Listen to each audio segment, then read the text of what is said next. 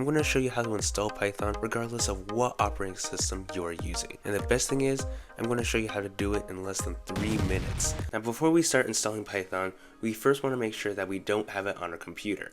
So to do that, we are first going to open up Terminal or Command Prompt on Windows. And now to check if we have Python installed, we're going to type in Python or Python 3. So try both options to make sure it works, and then do -- version. So I already have Python installed on my computer, but for you, if you do Python 3 -- version, then you should see an error, something like this. And the error says command not found Python.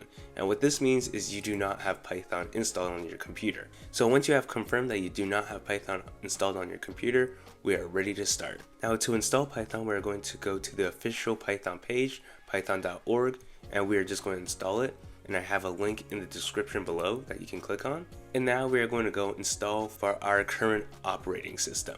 So I'm on Mac, so I would use Mac, but if you're on Windows, then just type in Windows here. And for those who are on Linux, then do Linux. But I'm on Mac. And now you can see all these releases. And we just want to go for the latest release. So we're going to go hit that.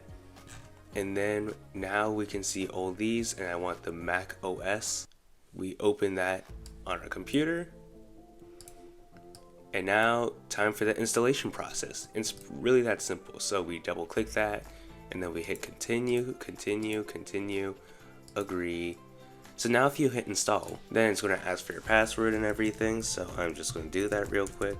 And now it's going to be installing Python. And there we go. Now we have successfully installed Python right here. So now we can close this and we can open up our terminal.